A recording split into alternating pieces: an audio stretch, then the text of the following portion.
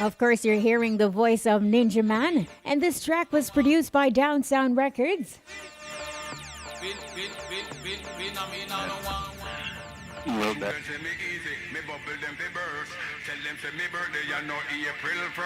Ninja man a ninja, me no Honda, me no Yama. Ninja man a ninja, no Suzuki, no Katana. Ninja man a ninja, me a no police, me a no soldier, me a... 12:30 to 1:30 p.m. on the road to success, we will journey with chairman and CEO of Downtown Records, owner of Reggae Sumfest, music producer, businessman, and dad, Josef Bogdanovich. Joe, welcome to the road to success. Welcome to Irie. Welcome to the Easy Skanking. Yes, yes. I love that Ninja Man tune. It's one of his best. Absolutely. It is the original Don Gorgon, so you know. Yes, he is. Yes. But of course, today we journey with Josef Bogdanovich on the road to success. A lot of people will see Joe and they will formulate their assumptions, and all sorts of stories. And you are here today to tell your story, to take us on your journey. And we hope at the end of it, we will definitely feel inspired, motivated, and we'll learn a lot more about this Downtown Records powerhouse. Now, let's start with... you're from California. What was it like for Josef Bogdanovich as a boy? Oh. Mm-hmm. Well, I'm still a boy,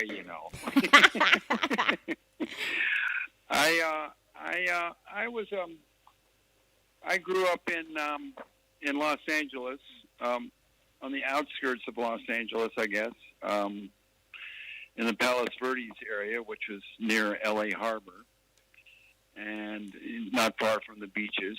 And I went to school there. I also was a surfer kind of kid, growing up. And we had a kind of a surfing community, and we had some good spots to surf in. And so I was kind of a kid like that. I listened to I listened to rock and roll, of course, and I also I really kind of liked jazz as a teenager, so I was kind of not like a Beverly Hills kid. I was more like a surfer, rock and roll, yeah. Ride horses, stuff like that. Were you an only child, or did you have like siblings growing up? Oh, I had two older brothers. Yeah, and we're all completely different. And grew up in a family that my grandparents. One came from on my mother's side, came from Michigan. He was a judge, a stern judge, on my mother's side, and then on my dad's side, they came from Yugoslavia. And they were like fishermen in the fisherman business. And so they came. They were trying to get to San Francisco, but they got a little off course and landed in Los Angeles. And that's where my parents. That's how my parents came into the deal. And then I went to university there on the East Coast. I first began at Providence College, which was a Catholic college in Providence, Rhode Island. And I was more attracted to actually Rhode Island School of Design, which is what they call the Hill on the other part of town, just below Brown University. And my older brother went to Brown, and so but I didn't like being in that cold, city of Providence that was in a Catholic school. And so I transferred to Boston University the following year, and I got a degree in political science there. And that's what I did. And that was kind of an really active area, actually. It was pretty good. It was a lot of different kinds of, Harvard down the street, and the Harvard Lampoon is a place I used to hang out, which is kind of I don't know if it was radical, but it was definitely pretty good magazine that was very cool at the time. Mm-hmm. And there was a lot of. I was very much attracted to the living theater, Julian Beck's living theater, which was very revolutionary at the time. I don't know if you ever heard of it, but and so I was attracted to their kind of thinking. You know, there was Timothy Leary was teaching there at Harvard University at that time, and so I kind of hang out with those kind of people. And and from there, and actually I was introduced by to this guy that was teaching at Harvard in the film department, and his name was Don Levy, and he made a big impression on me. And so he actually transferred in the last year of my going to school at Boston University to California Institute of the Arts in Los Angeles, which was a Disney school. And I applied to my undergrad to my master's degree there to get in film. Oh wow! And it was because of him. And I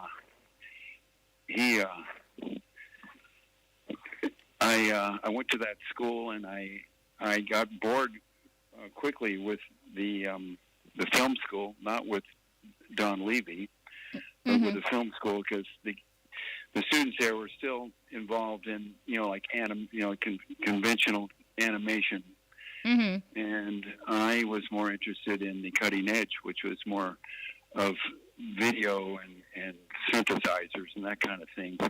And they had a great art department there, where I got really introduced to artists that were teaching there that were pretty big names, and more involved in performance art. And that's something that's happening and still happening, and it was very influential for me because it really opened up my mind to other ways of thinking and how to communicate, and much more supportive as opposed to competitive, more supportive. And I learned the power of support rather than competition. I came from a pretty competitive family and background. People had to be very competitive to survive. In your family? Yes, in the family. Yes. So I think that was a milestone there at Cal Arts. So many things you have just said, Joe, but could you focus a little bit about what made your family so competitive? We know sometimes, like within some family business, and children are actually groomed at an early age, to run the business or to become a part of it. Did your family business have an impact on your childhood? Well, yeah, it had an impact. Their business was in San Pedro, and that was a rough area. And I worked there as a teenager. I went on some fishing boats during the summer on a commercial boat a few years, summers, and that was exciting to be with a lot of Yugoslav people from Yugoslav descent, and just the work as a fisherman and trying to catch fish and being out there not catching anything for a lot of time, and just and having those great dinners there where all the sailors would be there, the fishermen would be there, and they'd be having their highballs at 6:00 and talk all sorts of tales that you might see in some of those Spielberg movies. And so that was a different perspective. That made a difference. But my dad began as selling newspapers, as a kid in San Pedro, and so just around the reality of real people and just basic hand to mouth kind of thinking, Hand to mouth kind of thinking. Explain that a little. Well, just basic stuff, of Mm-hmm. survival. You eat, you So sleep, you and had you to work. go through that, you're saying? Yes. Yeah. Okay. Yeah, that's right. Mm-hmm. So maybe I didn't explain it to you very well, but that's a recollection. Mm-hmm. So Well, yeah, go ahead. so even though you're the grandson of the late Martin J. Bogdanovich, the founder of Starkist Foods, and you would be here, you're saying that you still had struggles that you had to undergo as a teen, as a child growing up. Well, I had what? Trouble? No, struggles. Struggles?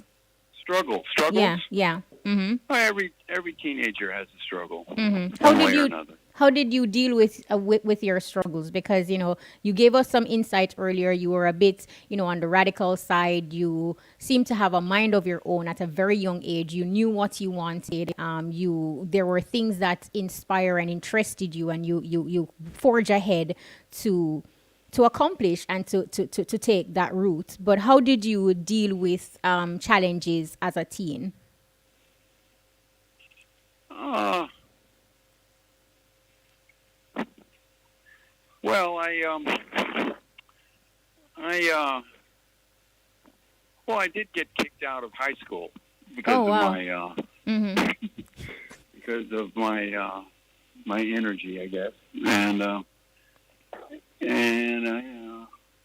I did okay in school and everything, but I was just oh gosh, that's a complex question.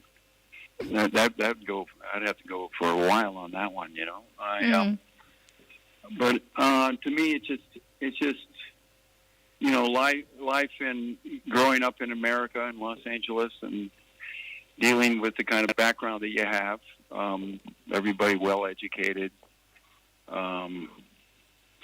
And what was interesting about the way we were raised is that my parents didn't force us to do anything. I Mm-hmm. mean, not anything, but to work in the family business. Mm-hmm. And I was never interested in the family business at all. I was the youngest. Mm-hmm. And my oldest brother, they tried to get him into the business, but he began at Dillon Reed, actually, which is a trading firm back then. I don't know if it's still around. And he was doing well there, but my father got him to work with him, and that was the story of his life.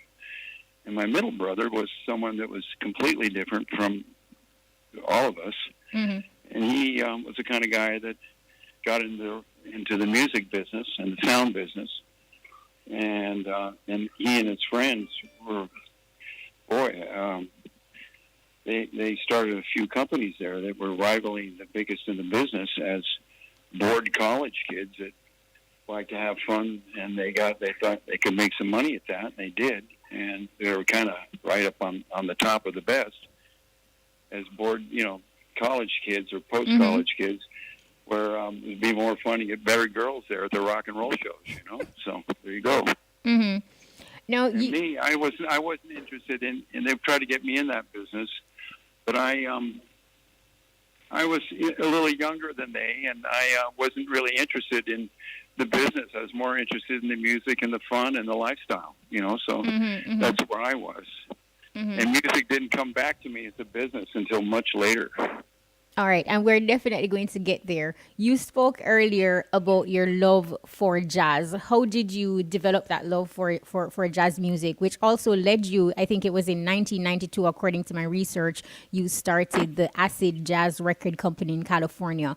But take us on Right. your journey and how you fell in love with jazz. Well, I fell in love with jazz as a teenager in high school, Mm-hmm. and I guess there was a lot of social unrest at that time, and in school, that's when the music scene, broke down the black and white barrier, and I was part of that. So I didn't grow up in a racist background. treating everybody equal and all that kind of thing. I mean, it's just the way we were raised. And I just like the music. My God, I mean, Miles Davis and John Coltrane and all those people. So just such great music, instrumental music, and some vocal music, but the instrumental music was just great music. I mean, wow, it just hit me. So I liked it. And I still like it. That's what happened there. And then when it come to acid jazz, that was after I left New York. I lived in New York after college, and I got involved in the trading business. And that was, boy, I'll tell you, that was a highlight in my life because you know where you are in trading. Every day you're up or you're down. There's no dreamland there. It's either you're up or you're down. So I was trading stocks and all that kind of thing, and I met a lot of interesting people.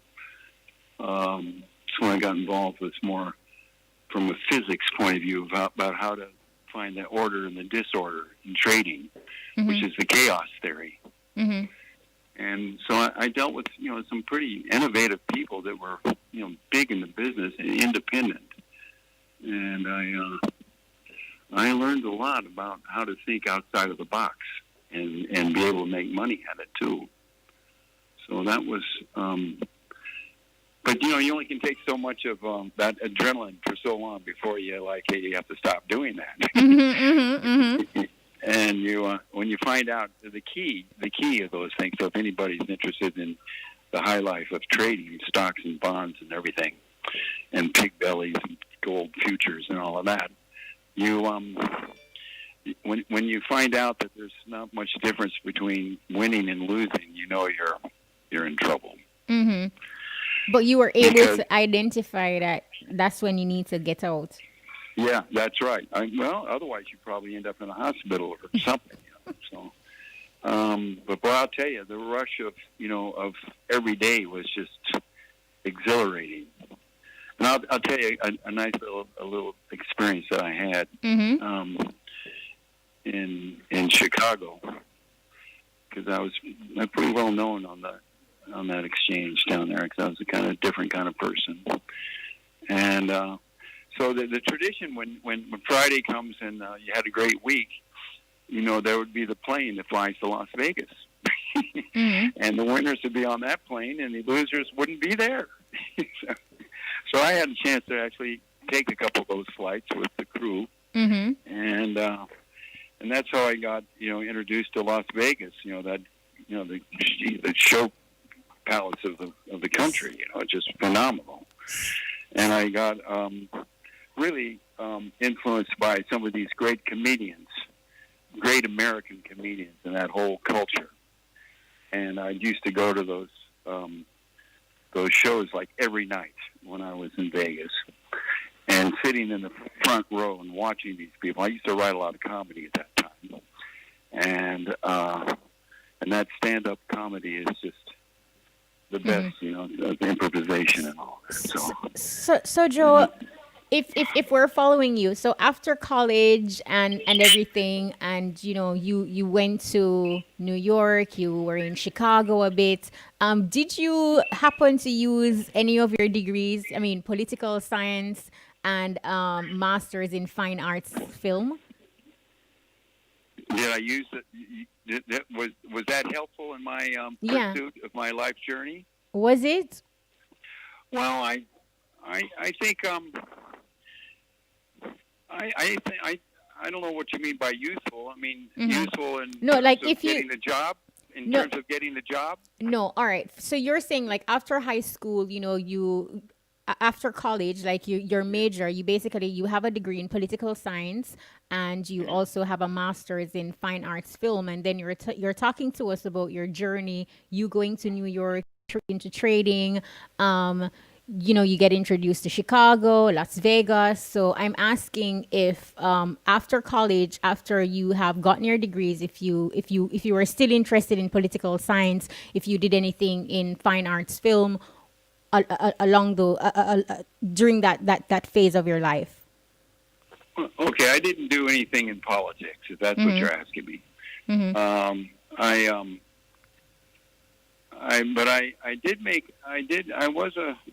was a kind of screenwriter there in L.A. I guess you call that a script doctor. And so that's a guy that rewrites scripts and doesn't get credit for it, but gets paid. Oh, wow. And I did a few of those. That was nice, and some big ones. Can't talk about it really, but and I actually made a few experimental films that played around in the art circuit around the world.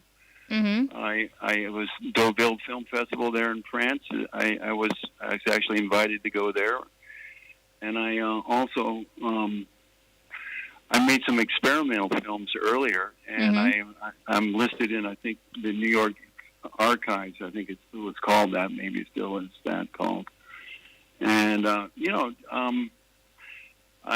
wrote a screenplay based on a William Burroughs novel called The Ticket That Exploded.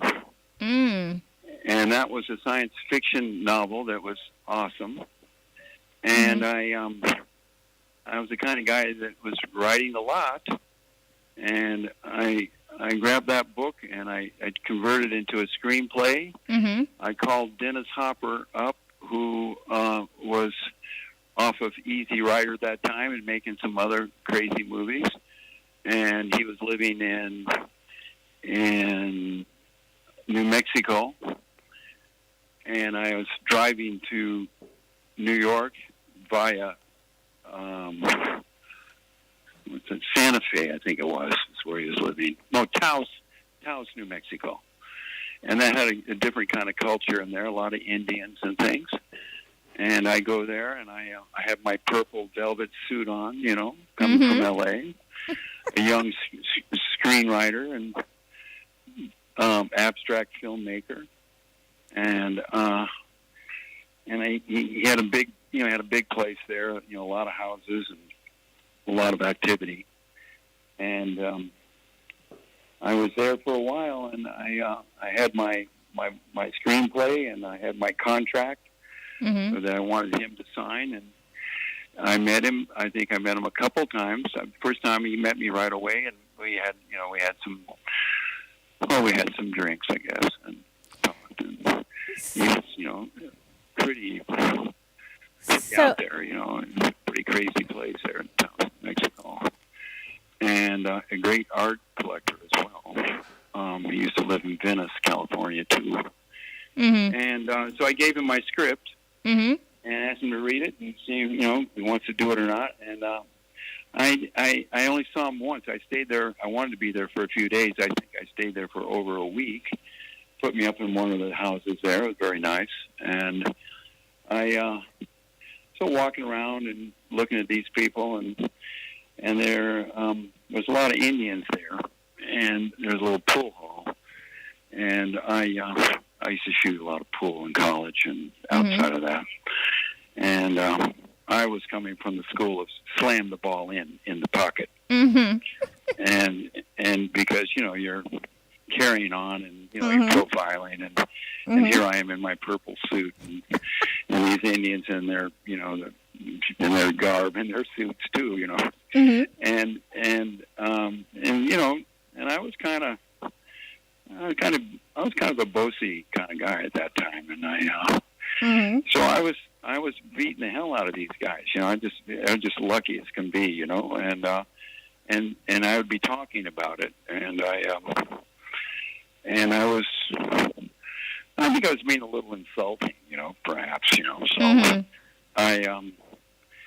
so they were getting mad because they couldn't concentrate on shooting the balls because of my dialogue, and I was a writer too, so I knew how to write different characters. I become these characters from time to time, and then we got in a big fight. Are you serious? I'm not kidding. And cue sticks, and hitting everybody with cue sticks, and they cornered me in the corner, and they were ready to kill me. And that's when Dennis walked in. He walks in with his cowboy hat and some spurs on, and he goes, "Hey, fellas, what's up? Well, what are you, calm down. And, so he saved my life, basically. Mm-hmm. I think he saved my life. Wow. And I still never, and I didn't get I had to leave like pretty soon after that. Mm-hmm. And on my way to New York to talk to William Burroughs to see if he'd give me a option on the book. Mm-hmm.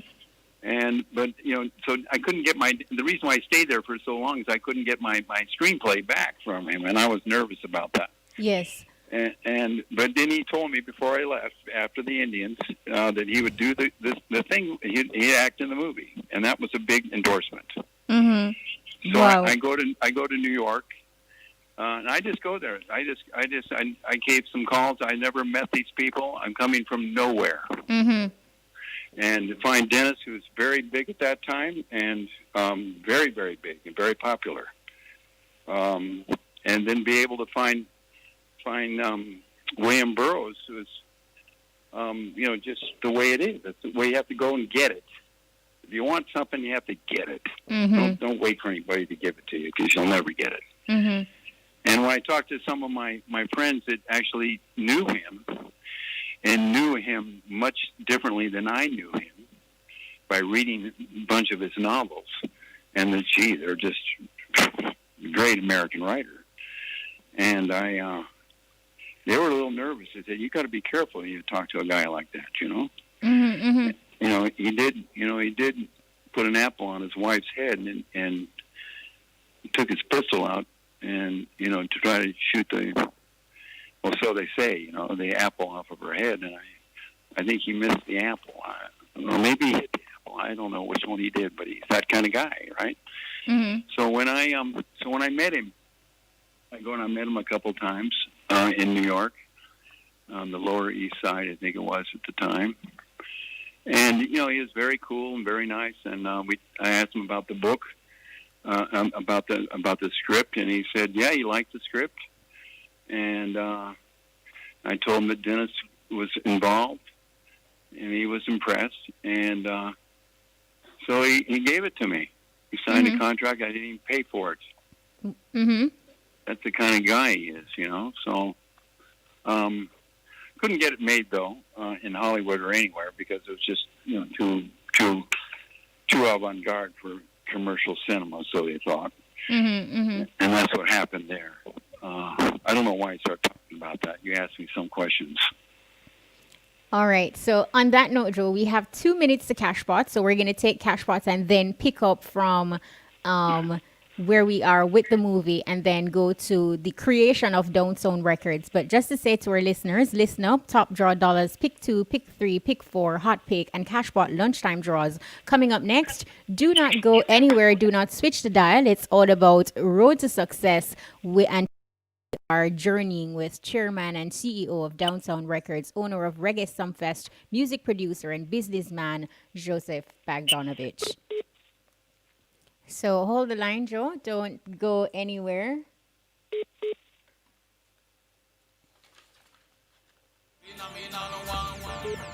Students say me easy, me bubble them fi burst.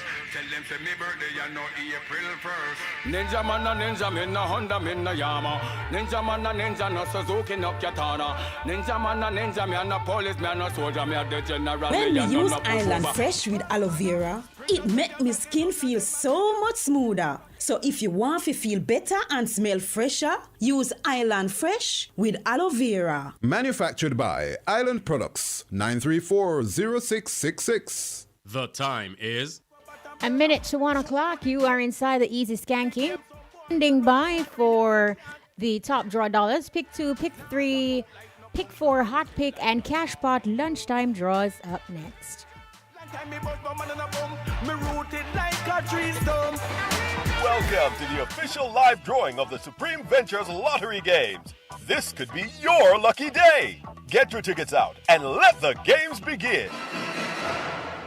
Good afternoon. It is Thursday, September 24, 2020. I'm Carrie-Ann, and welcome to this afternoon's Supreme Ventures live lunchtime game draw. Now, before we begin, here's a quick look at our mid-morning winning numbers. Now, all live draws are supervised by the Betting, Gaming, and Lotteries Commission and observed by the independent auditing firm PwC. And now, let's put some money in your top draw. Now, this afternoon's top draw jackpot has climbed to $600,000. So, here are your winning top draw numbers. And for Money Pon Top of Money, the first top draw number this afternoon is 16. Now coming right behind the number 16, we have 19. And next in line, it is number 12. Now the next top draw number this afternoon is 5. And for $600,000, our final top draw number is 17. And now let's pick your play with our dollars game. So I hope you're feeling lucky. And this afternoon's winning and lunchtime dollars numbers are coming right down. Now, first in line, we have number 10. Next up, it is the number 27. Now, the next dollars number this afternoon is 23. And following 23, what will it be? It is 35. 35 is followed by a count to the number 36. Next up, it is number 9. Following 9, what do we have? It's coming slowly but surely. It is 15. And right after 15 comes a solid number 30. What's after 30? It is the number 14. Now the next dollars number this afternoon is 3. Following 3, what will it be? It is the number 18. And we wrap things up this afternoon in our lunchtime dollars game with the number 11. And now for some easy winnings with our Pick 2 game. And the first Pick 2 number this afternoon is 7, and our second Pick 2 number is 26. Once again, the win Pick 2 numbers are 7 and 26. Up next, you can play 3 ways, straight, mix, and of course, just back it up. And this afternoon's first Pick 3 number is 4. Now the second Pick 3 number is another 4, and our third and final Pick 3 number, what is it going to be? Let's see. It is 6. Once again, the win Pick 3 numbers are 4, 4, and 6. It is now time to turn up your winnings, so get ready for a Pick 4 game. And of course, you know it, the balls are bubbling up. First up, it is 1. Now the second Pick 4 number this afternoon is 8. Our third Pick 4 number, here it comes. It is 1, and our final Pick 4 number is 9. Once again, the winning Pick 4 numbers are 1, 8, 1, and 9. It's easy for win, so let's spice things up with Hot Pick. And this afternoon's winning Hot Pick number is 8. Congratulations to all our Hot Pick winners. Again, the winning number is 8. Let's get ready to play our cash flow game for Thursday, September 24, 2020. Now, you live to play, but can you win it? Are you ready to be a big cash pot winner? And this afternoon's winning cash pot number is 3. Congratulations to all our cash pot winners. Again, the winning number is 3. Did you win it? Thank you for playing this afternoon's cash pot game. And now, let's try to mega your cash pot money. Let's go. And the Mega Ball has been selected. Again, the winning cash pot number is 3. Lucky mark dead. And the Mega Ball was selected. And now let's take a look at this afternoon's winning lunchtime numbers. And of course, congratulations to everyone who won. Now, it is a season for winning. So, Mega winning season has been extended. So, continue to mega your winnings with Money Time. And please be sure to come back at 3 p.m. for more games you love to play. I'm Carrie-Ann. Have a supreme afternoon. Hope you were a big winner. Play your favorite Supreme Ventures games every day and tune in for our live draw 6 times a day at 8:30 a.m., 10:30 a.m., 1 p.m., 3 p.m., 5 p.m., and 8:25 p.m. on this station. Supreme Ventures, making winners every day. And that was the lunchtime top draw dollars, pick 2, pick 3, pick 4, hot pick, and cash pot draws. Congratulations to all of today's winners. Join us again at 3 p.m. for another chance to win in hot pick and cash pot special pot draws. If you're just joining us, it's all about Road to Success. And today we journey with chairman and CEO of Downtown Records, owner of Reggae Sumfest, music producer, businessman, and dad, Josef Bogdanovich. Hi, Joe. Welcome back. Yeah, hi. All right, awesome. So we just heard your journey and your experimenting with film. Take us now to 1993 when you created Downtown Records. What was the thinking then, and was reggae and dancehall on your radar when you created Downtown in Los Angeles? Okay. Acid jazz was like dance music, and it was kind of it was a trend. It was a trend that began in London, and then we segued into Los Angeles. And my first record was with this crazy dude in Venice named, well, we called him Dread Flimstone. A takeoff on the Flintstones at the time, which was a big popular TV series. And Dread is the one that actually introduced me to dub and reggae music and that kind of thing. And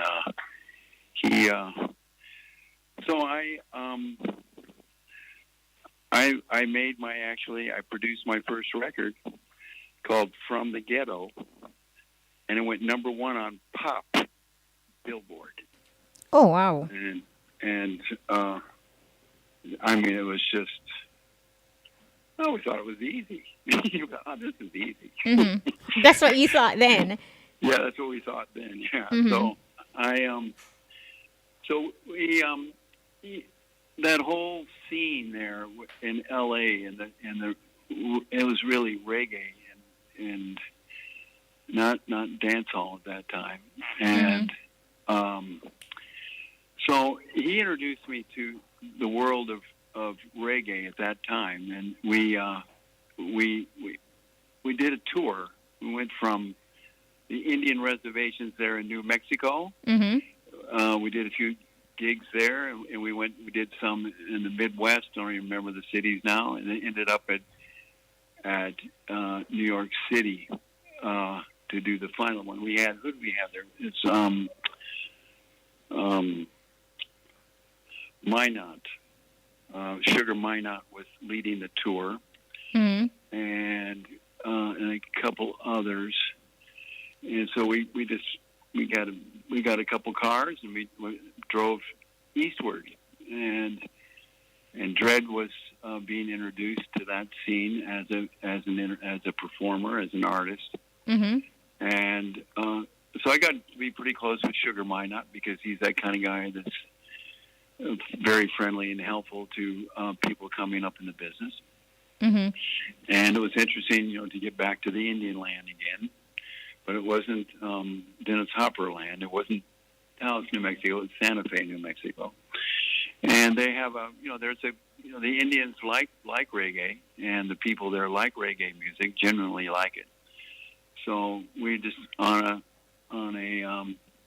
a journey there, driving across the country with these Jamaicans, and that was, I'd be driving the car, one of the cars, so I was the driver too, So we got there pretty quickly. But ending up at what's the name of that place? It's still there in Manhattan. Popular place. I can't remember the name. So that's what happened. Learning about the road and all the folklore that goes with it, and then came back to L.A. And made some. We got in a little bit of an argument, Dredd and I, and he wanted to keep Jamaica to himself. I'm seeing a pattern here, Joe. Okay, I there's many patterns you might be seeing, but I hope that you're seeing the more positive ones. No, yeah, definitely. So and I So I said, I'm going to go to Jamaica and find out what time it is. Mm-hmm. I got on a plane, went by myself, and I knew a few of the band members, and they were helpful.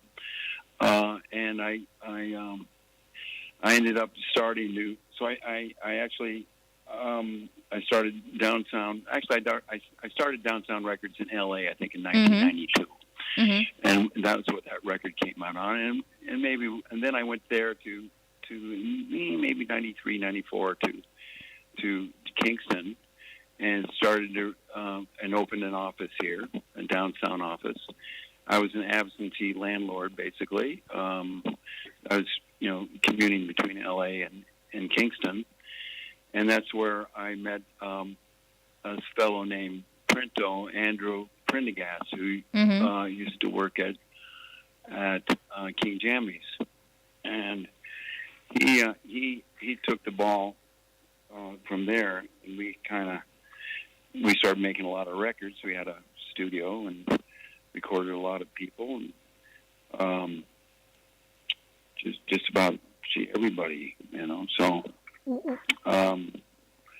then he finally couldn't stand it anymore, and he moved to New York City, and I moved to Kingston because I couldn't really operate a company without being there. Mm-hmm. Mm-hmm. And that's when I signed Elephant Man and all of those people. At that time we called that group of people Boom Dynamite and Harry Toddler and Daily Bread and a few others. Mm-hmm. Boom Dynamite. And we called that band, that time we called them Nuff Nuff because it was enough. It was enough. That's it. Mm-hmm. So maybe there's about 8 of them. Mm-hmm. And I loved them all. They were fabulous, very creative, and we did a song called We Will Rock You, that Queen song. And I took it to New York. Lucky D was in part of that also. And it made some waves there, this rock song with these Jamaicans doing their thing, and it was different and made a mark. Mm-hmm. One of the marks had been making. Was it like a culture shock for you? Like once you brought Down Sound here, and then you decided that listen, like you just mentioned, you cannot run a company in Jamaica and not physically be in the space. What was it like a culture shock in comparison to? It wasn't like New Mexico. It definitely wasn't California or Los Angeles. What was that? What was it like for you? Oh, it was exciting. It was fun. It was exciting. It was, your jaws dropped every day when you see these people doing what they do and how they record. And, I used to ride on these little motor scooters with Elephant and Hot Toddler and all of them, and Lloyd Stanbury, who had a studio there in Kingston where we did a lot of recording. And he'd say, well, what are you doing on these bikes for? You got to be careful. Mm-hmm. And I said, what are you talking about? I got to get to know these people.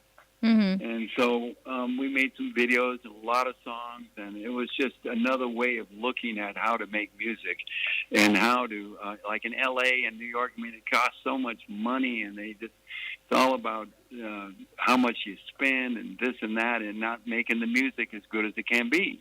Mm-hmm. And I think the creativity here was really...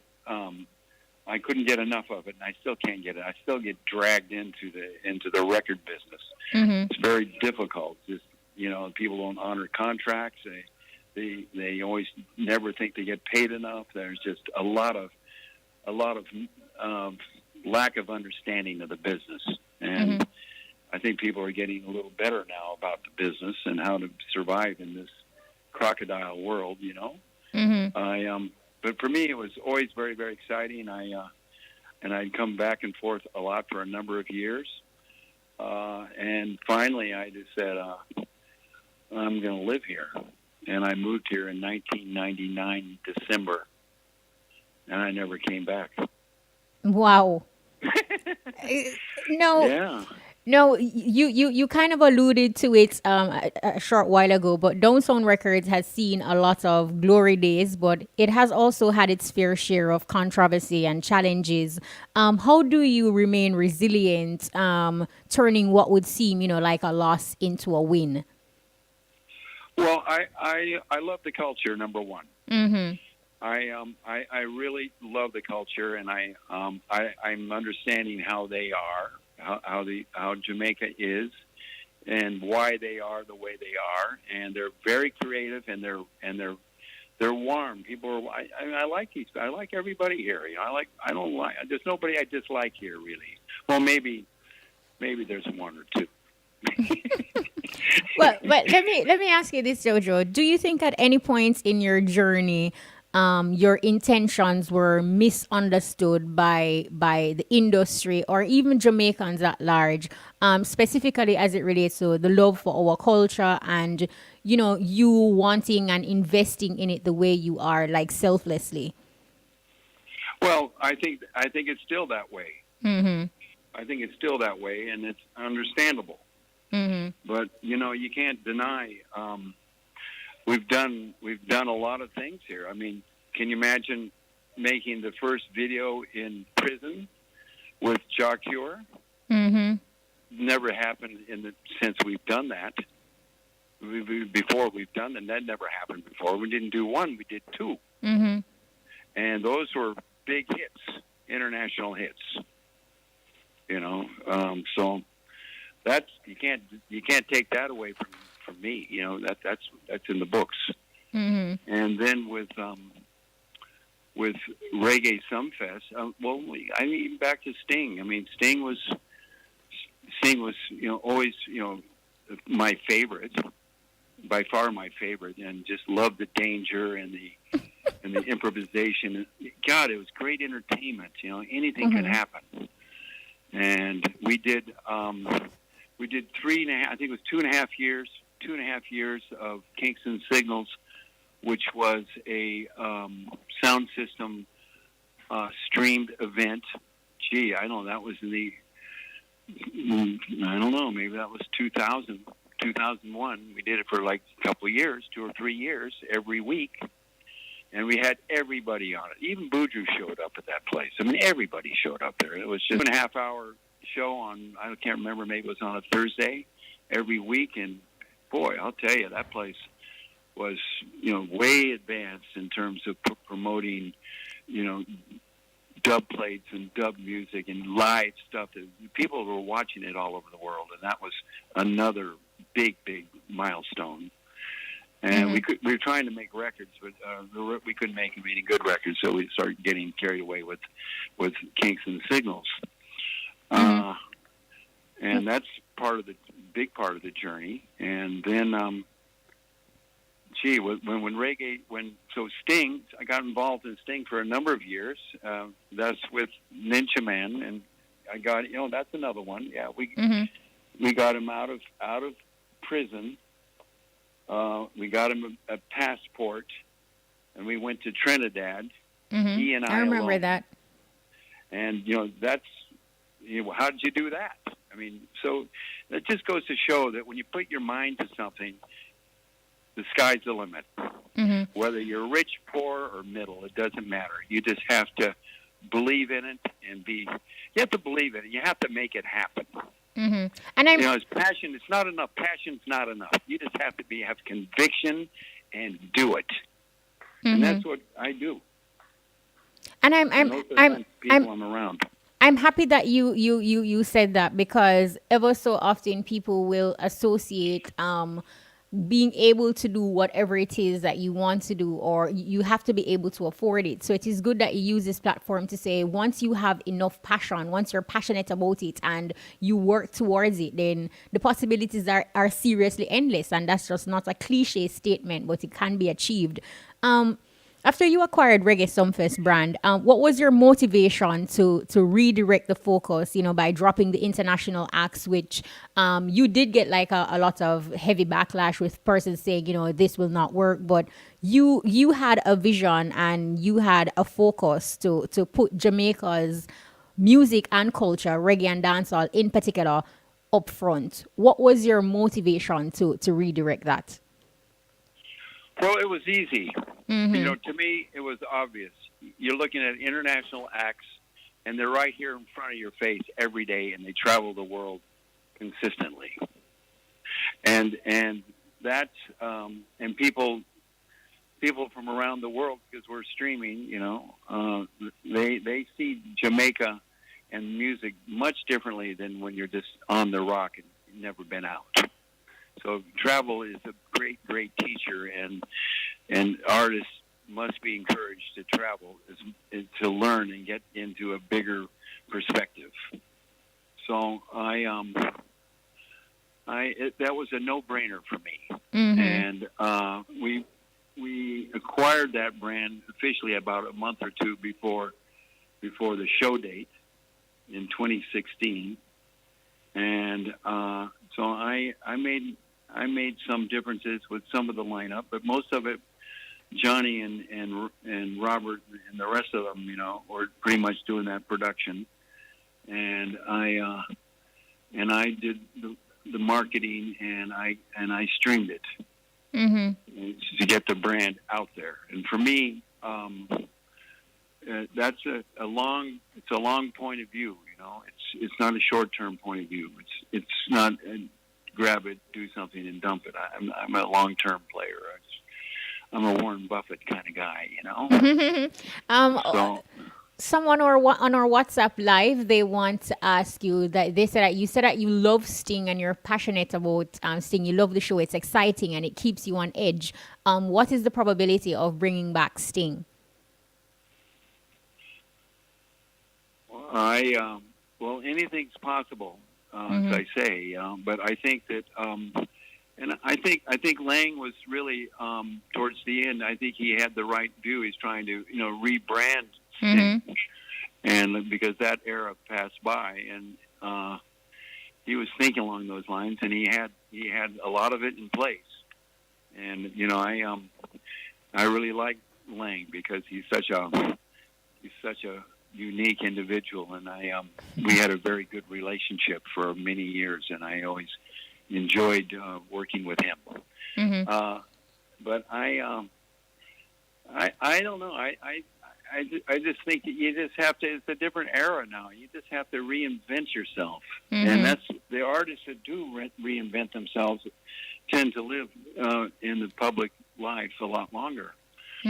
Otherwise, God, I don't even know how you can sing the same songs forever. I don't know how you can do that, especially in this attention deficit disorder pandemic that we've been living in for years. No, I'm happy that you went that direction, Joe, because you have invested heavily, not just in entertainment. I mean, but also, hardware and lumber, Jamaica's first extended business stay hotel, our hotel. How important is it for entertainers? Tracks and records, famous nightclub, Fiction Lounge, Odessa Gaming Lounge, these Supreme Promotions, Sting, of course. So these are some of your investments. How important is it for entertainers to explore other business or investment opportunities, and just people in general who are at the top of their game, they are successful? How important is it that you still should explore these options? Well, I think of it a little differently than a lot of people. I really believe that I have there's so much opportunities here in Jamaica, and it's a small country, so you can actually do something. I think I can make a difference. I believe that I can make a difference in this country with the people. I'm pretty good with the people in this country, and I like the political environment here, because they too can make an enormous difference here and be very competitive with everybody in the world. I believe that because people love Jamaicans. They love reggae music, dancehall music. They love the Jamaicans. They're likable. I'll give you a story about this. We had a band called Excitement. They became RDX afterwards. And so we began working with them in their beginning as Excitement. And we went to the Bahamas, Nassau, to do a show. And I have some. I did a festival down there for, I think it was 10 years or eight or 9 years, called Millennium Countdown, and we were the biggest in that country for a long time. And so we had a club date with Excitement. I said, listen, what you got to do is when we go in here, and that's when they used to listen, right? You got to go in here, and you're going to have to get all the girls in your corner, and you're going to have to make them complete fans. This is your opportunity. And so what happened then? So they were there for a little while, and then they got on the stage, and we were there for a few days, so they had some time to do this. And so we hit some nightclubs and the radio and hyped the thing up for about 3 days, and the show came on in this club. And then there was a big fight because these girls just wanted to be with Renegade and Delamar and the rest of them. Bottles were thrown around, and it was like, God, it's getting crazy. So we had to run out and put everybody in some cars and speed away. And all I could say in the car is, you guys were fantastic. You did everything we planned to do. You got the girls. I let a little mix up there. I didn't think it'd get that far, but and now you're known and you're being booked. And they were like, sweating and wondering if they were going to be okay. So I don't know. It's life, It's an adventure. Make the best of it. I absolutely like how you put it. It is life. It's an adventure. Make the best of it. Now, Joe, a book I'm reading right now, right? The Go Giver by Bob Bergan and David Mann. It says your income is determined by how many people you serve and how well you serve them. As a successful entrepreneur, what is your experience regarding service? Well, we're all servants.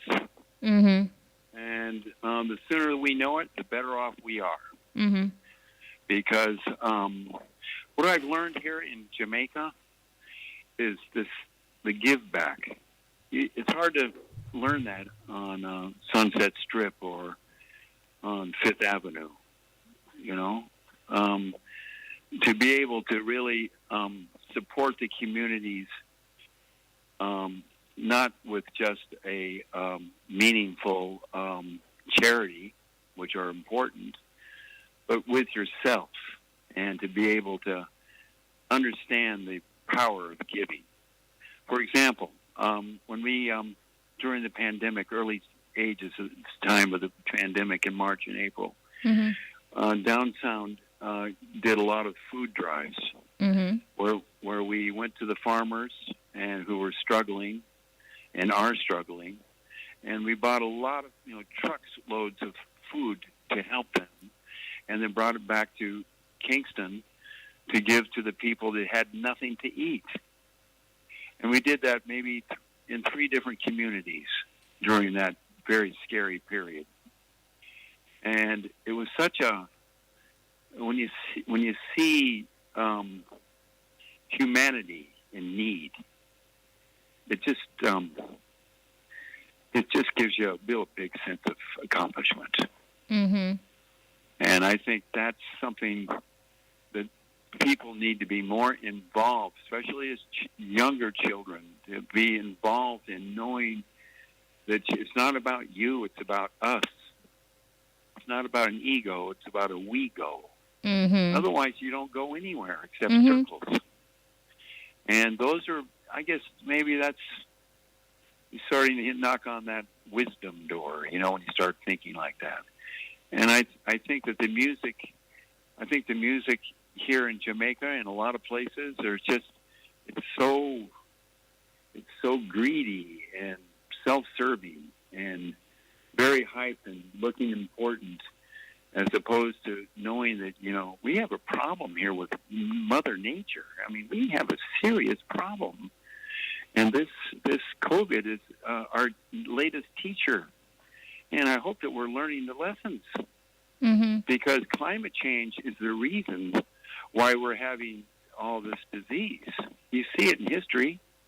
And now they have this other kind of, what do you call it, a mosquito that can kill you, like, quickly. You read about that a couple of days ago, right? Mm-hmm. Mm-hmm. And it's just when you look at that, you go, geez, Louise, what are we going to do here? Exactly. So I'm just hoping that everybody that's listening, that around the world, can just learn from this epidemic, because it's a big teacher, and if we don't learn, I'm afraid what phase 2 is going to be like in October, November, December. Mm-hmm. And that's a great point that you touched, because the sooner we come to the realization that each of us, we have a responsibility, and we are a part of the group that needs to take care of us and our families, because we have our roles to play equally as well. No, just like many of us, you have also had your fair share of struggles, and losing a partner is absolutely difficult. What was your source of strength, Joe, during that difficult period of your life, losing your wife? My team. Mm-hmm. Mm-hmm.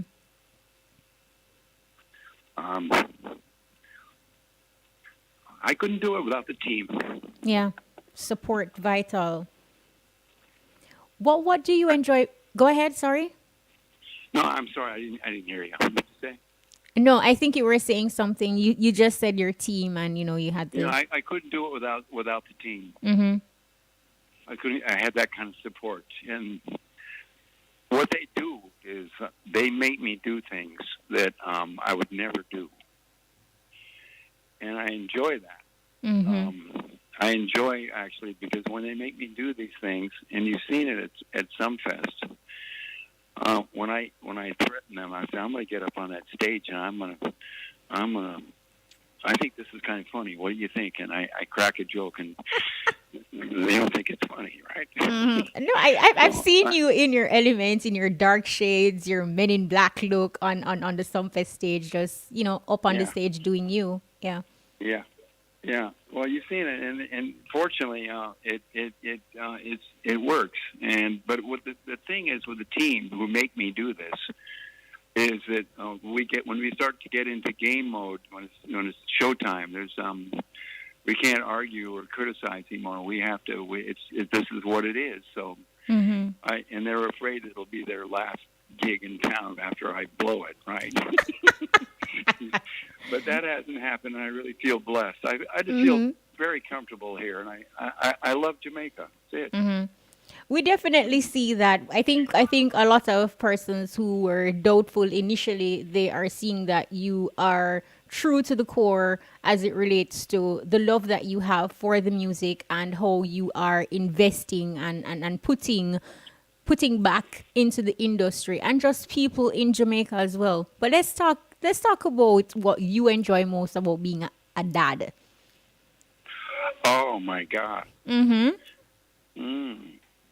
Well, I have two children, a girl in Los Angeles, or outside of Los Angeles, Mm-hmm.